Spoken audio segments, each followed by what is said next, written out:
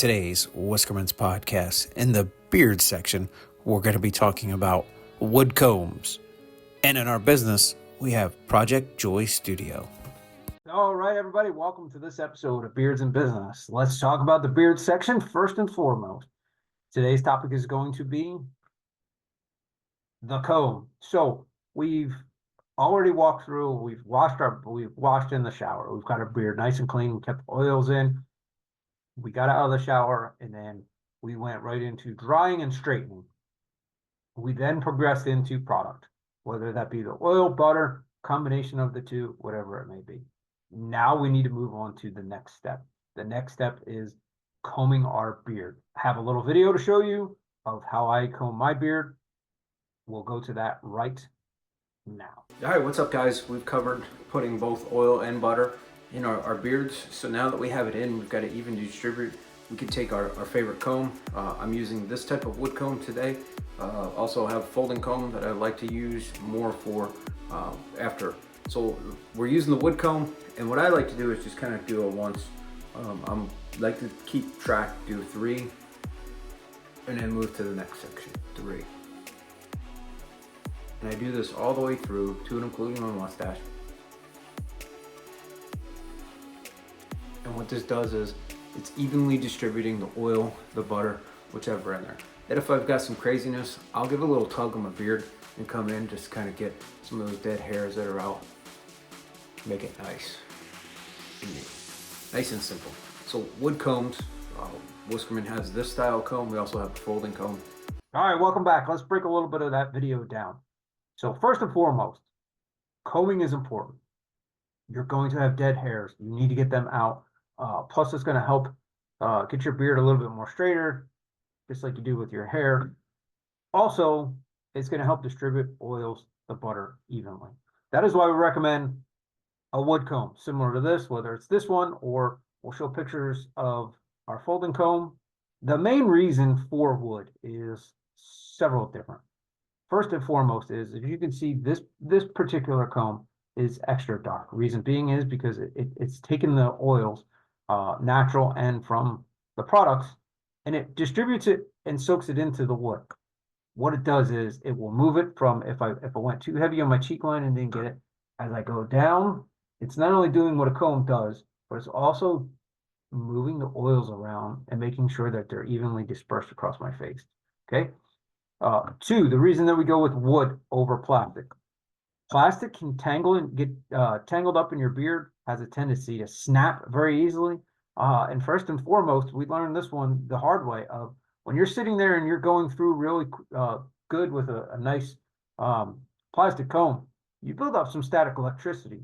So when you're done combing through your beard and you go to give your loved one a kiss, it doesn't work out so well. The results are shocking, to say the least. So that is why we recommend wood comb. The preference between the two that we sell, this or the folding comb, is really just your preference. What do you like? I like them both. They each have their own uniqueness. The folding comb is really great because it's a good conversation piece, and it's good to kind of get through and just kind of almost use it like a brush. The reason I like this particular comb that I have in my hand is, one, it's got 2 different teeth. I like using the little teeth for my beard, and then if I'm going somewhere and I need to take my hat off, I can take my hat off, put it off to the side, and then I can always give it a little touch up with the larger teeth to give it a nice look. Nothing crazy about combing, same as I just did with my hair, is what you're going to do in your beard. You should comb regularly to get those hairs out. Keep the knots, have it nice and free. There are different techniques. Some people will just comb through. That's what I prefer to do. Some people will comb and use their hand to wipe down the same way. Whatever works for you, as long as you're building your routine.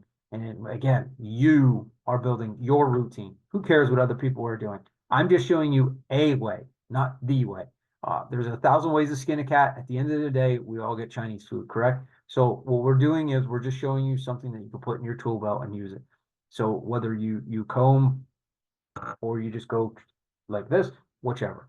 One thing I do want to point out that I failed to do in the video is when you are combing your beard, you're going to want to make sure that you get the under beard. So you're going to want to come up and under. What I typically do, since I have a little bit of a longer beard, is I'll either keep my hand here and go with it, or I'll grab it and pull a section down. So it just gets those, and then if you've got neck hair, you want to make sure you give that a little comb too. So what that does is it pulls gets all the dead hair out, and then it just makes your beard look really nice. I mean, so we'll give a quick example. We're gonna mess this up just a little bit, right? My beard's a little bit all over the place. Just a simple wood comb, boom, boom, boom, bang, pow. It's right back to the way it was. And then you can always kind of help shape it a little bit. That's it. Really simple. So again, we sell the wood combs like this, or like this, the folding comb. We have them in packages. There is a difference in price between this comb that I just showed you versus the wood comb, but you can get them individually, or you can get them inside the different bundles that we talked about. So that is it for today, folks, with the beard section. We've got an amazing guest coming right up, so I'm going to turn it over to the business side of things. Hey, everybody, welcome to the special edition of Business of the Beards in Business. You guessed it, it's another Blockster, but we've got a special one. This young lady was in the pod with me in an evening session to where we had tears, hugs, laughs. So from season 11, it is my privilege to have Joy with us. So Joy, can you please introduce yourself to the audience, and then I'll tell us your business and tell us a little bit about your business. Hi, everybody. I'm Joy. That's short for Jessica Joy London. And I have a business called Project Joy Studio where I help people build creative confidence with really easy and magical art processes that I teach via workshops, corporate workshops, art toys, and art kits.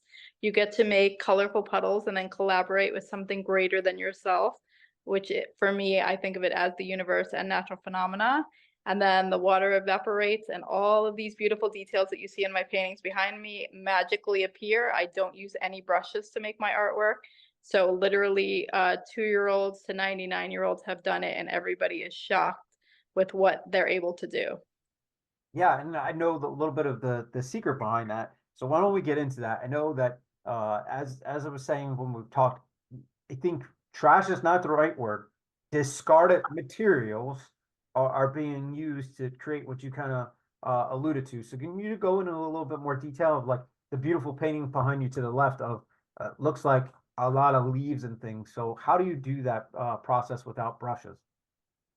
So what's really cool about this process is that once you do it all the way through, you start looking at everything differently that's like mundane in your regular life. So when I go to the grocery store, I see the onion skins like that are being like shed off of the onions, and I collect them in a plastic bag like a weirdo and bring them back to my studio. You know, you just throw away onion skins usually, but once I started doing this process, I was like, ooh, what will that, what texture will that make in my painting? Or I went to a bike shop before the pandemic, and there were inner tubes like all over the floor. And I said, oh, what are you guys going to do with those? And they're like, oh, we're just going to throw them out. And I was like, can I have them? Because I was like, ooh, these would make really cool artifacts and textures in my paintings. So literally everywhere I go, everything I see is now imbued with the possibility to create something beautiful and discover something new. And because of that, I can derive joy and wonder wherever I go, which kind of gives me a little pick me up and helps me connect with my world better. And that's that's like the most, I think, special thing about my process. And everybody who's done it will then send me pictures of, oh, I was chopping up my peppers and I can use my seeds in one of your kits. And so I'm like, it blows my mind that after people do my process, they literally changes the way they see the world. And that's super exciting to be able to help people do that. Yeah, and it's such a breath of fresh air to see that, joy is such a, I couldn't, if you had to turn back time and say, pick a name for, I had the option to change your name. I don't think that there's anything more sweet than joy. And for multiple reasons. One, you're just a joy to be around. You're an incredible lady, just amazing to a person. But what I like is your perspective. Some people can see things and go, it's trash. You see things and say, no, it's got potential to become art. And you can pull that inner beauty out of something that someone's going to just discard. So that's absolutely amazing. And I think the other reason that you're so special is I'm actually just finished up listening to an audiobook called The Energy Bus. And Oh, sure enough, what do you think the bus driver's name is that gets this person from negativity to excelling? is it Joy? Her name is Joy, and she's just full of positive energy. And she talks about one of the main driving factors is you've got two dogs inside of you. You've got the positive one or you got the negative one. And whichever one you decide to feed is going to be the one who's going to dictate your day. And the way you process your art and the way you just come across with everything, you're always feeding that positive dog. So how did you get into this? I mean, I'm sure as a little girl, you weren't like, I want to be Picasso when I grow up. Uh, what led you to this is a business? That's a really good question. So, as a kid, I actually had like a really traumatic childhood, and I also had health issues on top of that. And they actually wanted to hold me back in kindergarten because I didn't have good hand-eye coordination. And I had hundreds of seizures actually as a little baby. And so they weren't sure that I was going to be, sort of with it, you could say. And so in kindergarten, when that happened, my aunt, who is a doctor, like got another doctor to like write a note saying, "Don't hold her back. Like that will not help her." And she gave me origami, and I started doing origami and drawing, and it really, I think, helped me, build that part of my brain that was maybe having some trouble. But it ended up being like the biggest uh I don't know, like my savior was art because I said this on the blocks a bunch, but when you are creating art, you're stepping into your creator energy, and you cannot be a creator and a victim at the same time. So in my life, I was made to be a victim in a time where I couldn't really choose.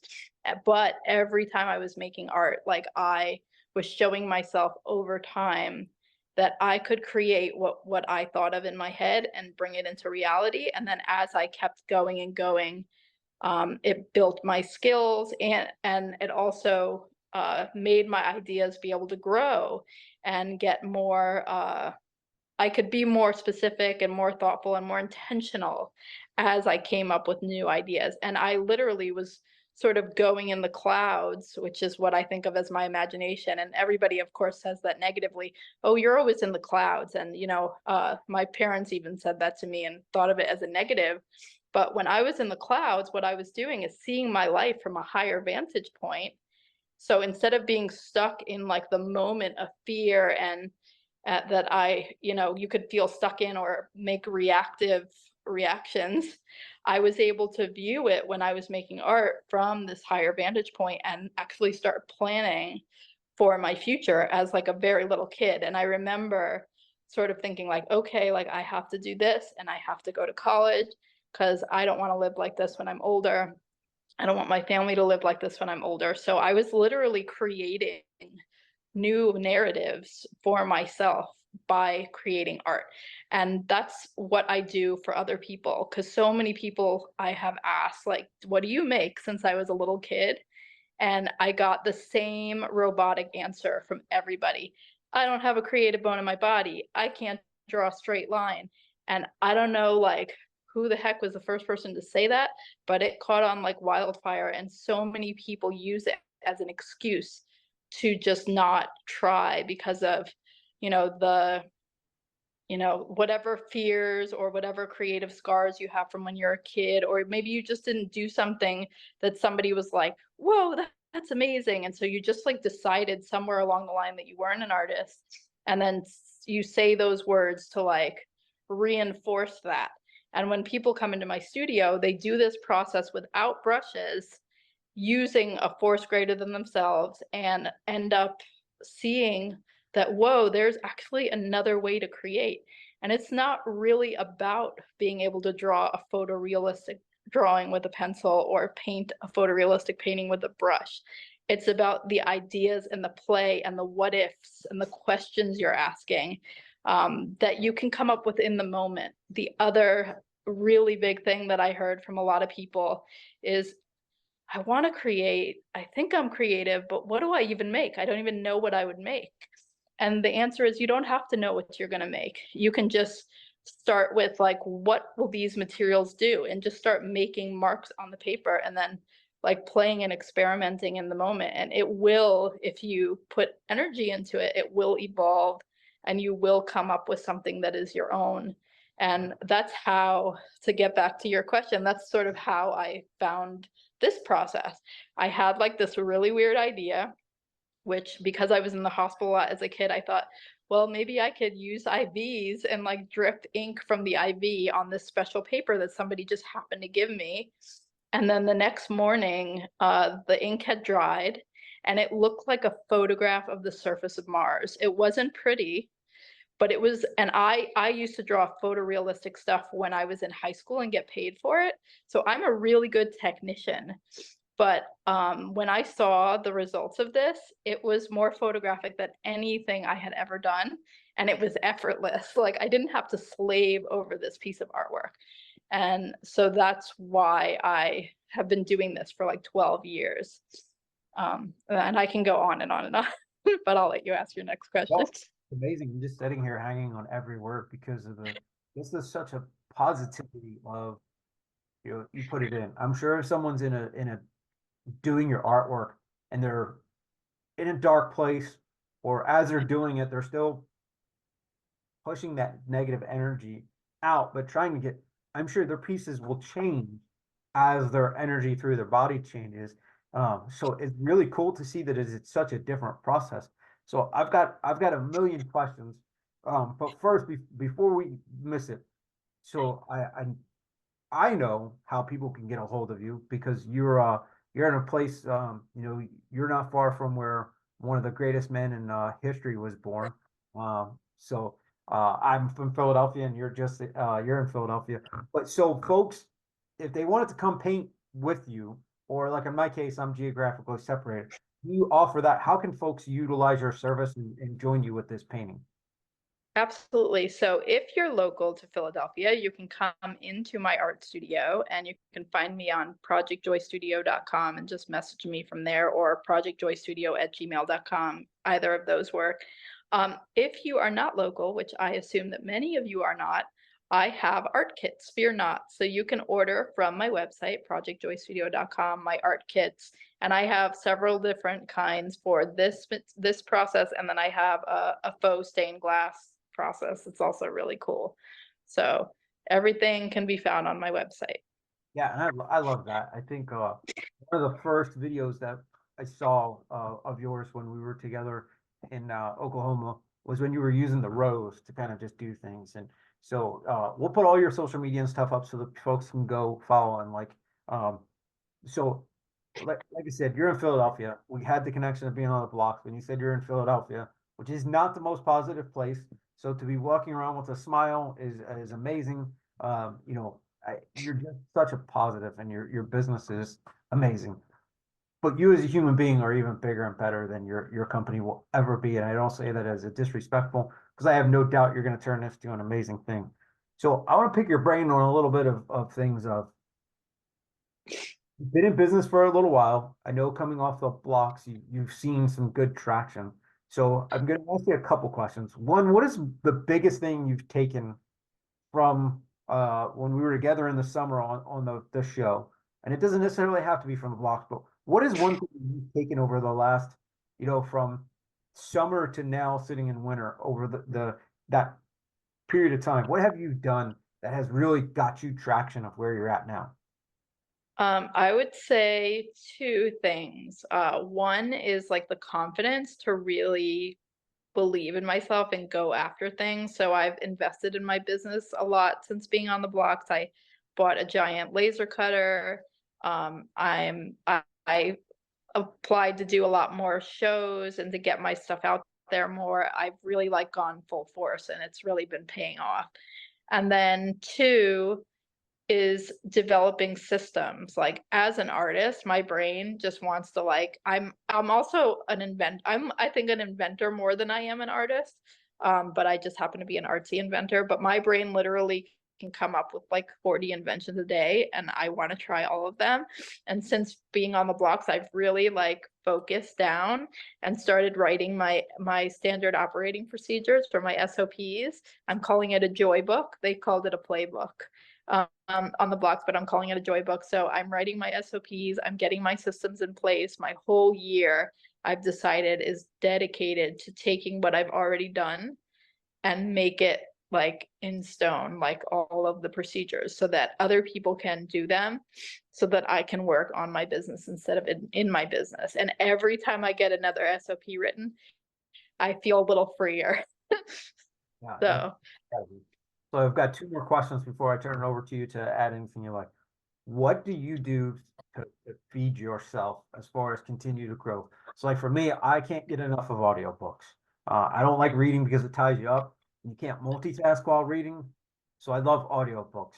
For you, what is it that continues to feed you and push you along?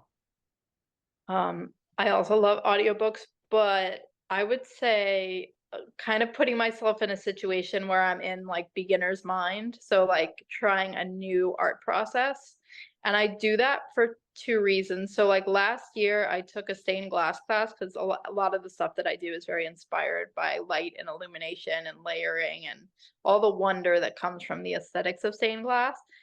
So I took like a 6-week class and made a big, beautiful like stained glass cloud. And I did that like first and foremost to sort of like finally just do the thing that I'm most inspired by. And then two, to put myself in the position of being a beginner at something that's art related so that I could understand my customer more.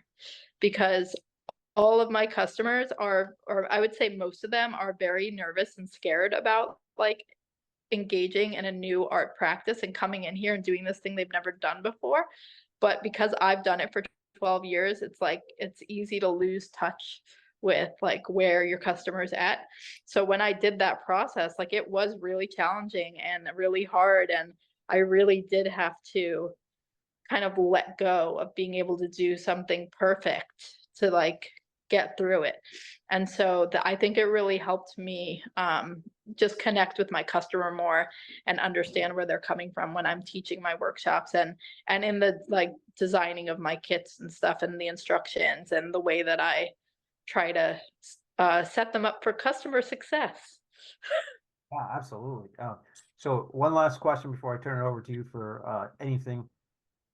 What would Joy today in 2024 say to Joy 3, 5 further back? What would be the one thing that you would say that would potentially change your trajectory sooner than what it was?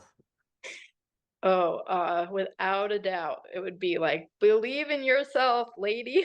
Like, I have like fought through so much fear and doubt to get where I am right now. As somebody who like, you know, nobody really believed in growing up and you know, somebody that was put down for years and years. Yeah, believe in yourself, like you know more than you think. And I actually got a fortune cookie that said like whatever you want to do will work out well. And I keep it in my wallet so that I can see it every time I open my wallet, because I'm now at a point in my business where I'm at a huge transition. I went from working by myself in here and just trying to like figure things out and like, ooh, I've got this cool thing. How do I get people in here? Or ooh, I want to develop this new, you know, this new toy. How can I sell it? To I'm working on a 200-piece order right now, and I have like tons of workshops scheduled all the way into April, including like a workshop with 100 doctors slash speaking engagement that I'm going to do at the end of February. So I'm actually slammed and I'm like, oh my God, like I hired 2 people. I have to learn how to manage them. I have to learn like, and that's like one of the main reasons why like I'm so glad that I started working on my SOPs after the blocks, because I have to be able to teach other people how to do this and let them teach the new people that come in, because I can't be the one that just trains everybody going forward. That's amazing. So those are all the questions I had. I've learned so much today and just you're always a pleasure to be around. So before we close it out, I want to give you the opportunity, anything that you'd like to add, anything we didn't cover. The floor is yours. Okay, so I would say with my art processes, if you are somebody that is experiencing a lot of stress, I also have CPTSD from my childhood, and so my process really helps me alleviate that because when I'm doing it, I'm really in the moment, and you can't help but get sort of drawn into what you're doing when you do this process because you're not worried about like am I painting this thing right? Or, what am I making? And literally you can do it in 5 minutes or an hour, however much time you have. You can throw on some ink, throw in some materials, and then you're super excited for when it's going to dry because you get to come back and peel the materials off and discover all the details. So I've had people say to me, I didn't have the Sunday scaries after I did your workshop because I was so looking forward to getting to see my paintings on Monday, which blew my mind. And then like people will go home and tell me that they cried for 20 minutes after doing a workshop because they were able to relieve so much negative energy. So I would say, I know a lot of you are like, that's nice. Like I could never do that. So many people have said that and come into my studio and like after doing like a painting or two, they're like, all right, I'm really going to give this a try. And you would be shocked. I was jealous at the paintings that these people made. I'm like, oh man, can I keep that? So if you are stressed, if you have PTSD, try it. I promise it will give you a sense of relief and a sense of hope because of the having to wait and discover the beautiful details that you're making. You can give them away as gifts. I have people come in here to get their art prescription from me and pick up more materials like and then go home with them and then they make lots of paintings at home and put them up on their wall with like double-sided tape. Like it doesn't have to be fancy. I have like a 73-year-old that comes in here and she's like, oh my gosh, thank you so much for making me feel like an artist. I never thought that I could be an artist at 73. So like I have like $25 mini kits. Like just try it once and see how it helps you. Yeah. Yeah, that's awesome. Well, thank you so much for being a guest on here. To our audience, we'll put all Julie's stuff up, how to get a hold of her, how to find her materials and stuff. So if you made it to this part of the video, that means you made it almost all the way through the podcast. Thank you so much. Joy, pleasure as always, and stay tuned for some more information. All right, guys, thank you so much for making it to this point in the video. Don't forget to subscribe and watch the other videos. That really helps us out here. What an amazing guest to have Joy on. And don't forget, Valentine's Day is coming up. What a great way to have a special gift for that special someone by going over to her website, which will be followed here, and buying one of her art kits and doing that with your loved one for Valentine's Day. So as always, thank you so much for joining us and watching all the way through to this point. I want to thank our first responders. I want to thank our military and thank our veterans. Appreciate every single one of you from the bottom of my heart. I love you. I love that community, all three of them. If you can't get behind those folks, feel free to get in front of them. We'll see you next week.